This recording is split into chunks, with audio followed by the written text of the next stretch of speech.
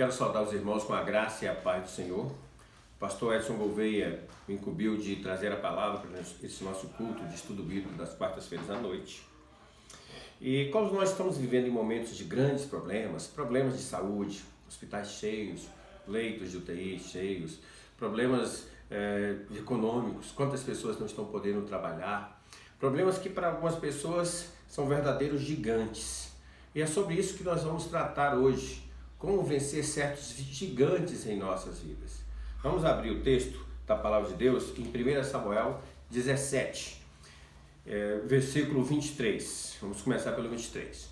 Estando Davi ainda a falar com eles, eis que vinha subindo do exército dos filisteus o duelista, cujo nome era Golias, o filisteu de Gate, e falou as mesmas coisas que antes falara a Davi, e Davi o ouviu. Todos os israelitas, vendo aquele homem, fugiam diante dele e temiam grandemente. Vamos pular para o versículo 32. Davi disse a Saul: não desfaleça o coração de ninguém por causa dele. Teu servo irá e pelejará contra ele, contra o filisteu. Porém, Saul disse a Davi: contra o filisteu não poderás ir para pelejar com ele, pois tu és ainda moço e ele guerreiro desde a sua mocidade. Respondeu Davi a Saul: teu servo apacentava as ovelhas de seu pai, quando veio um leão e um urso e tomou o cordeiro do rebanho. Eu saí após ele e o feri, e livrei o cordeiro da sua boca. Levantando-se ele contra mim, agarrei-o pela barba e o feri e o matei. O teu servo matou tanto o leão como o urso. Este incircunciso filisteu será como um deles, porquanto afrontou o exército do Deus vivo. Disse mais Davi: o Senhor me livrou das garras do leão e das do urso. Ele me livrará das mãos desse filisteu. Então disse Saul a Davi: vai-te e o Senhor seja contigo. Vamos pular para o versículo 45.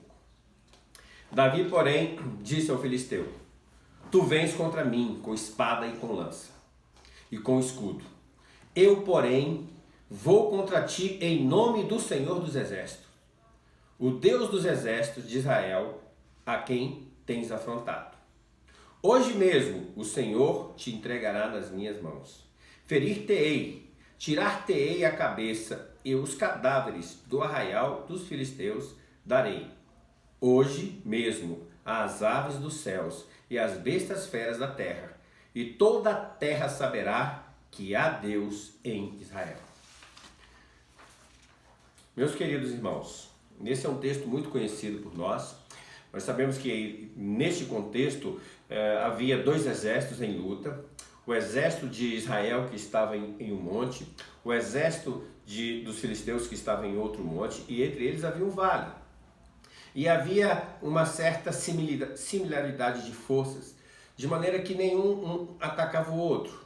Mas havia um soldado filisteu, um guerreiro filisteu chamado Golias, que era conhecido como Gigante Golias, porque ele tinha 3 metros de altura, a sua lança pesava 6 quilos, era enorme, e ele então descia todos os dias, e isso aconteceu por 40 dias, ele descia e chamava um outro homem do exército de Israel para que viesse duelar com ele. E sendo certo que aquele que vencesse, o que perdesse, o exército dele serviria ao outro exército. E todos em Israel tinham medo desse homem. E a figura dele, a imponência física dele provocava medo nos integrantes do exército de Israel.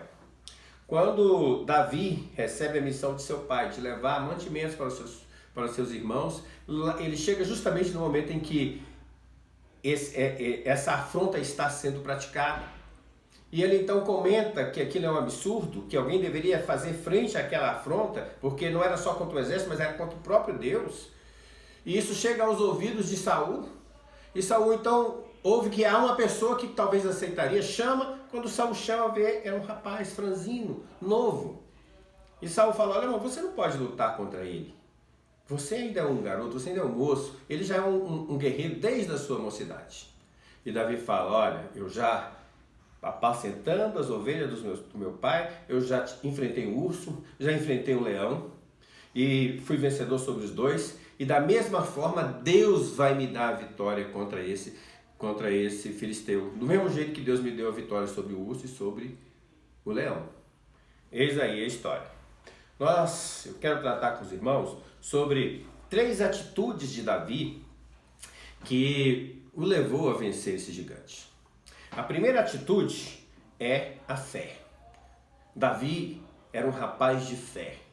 Davi, quando olhava para aquele gigante, ele olhava um opositor de Deus, uma pessoa que estava afrontando o próprio Deus. Então, quando ele comparava aquele gigante a Deus, ele sabia que Deus era infinitamente maior, infinitamente poderoso.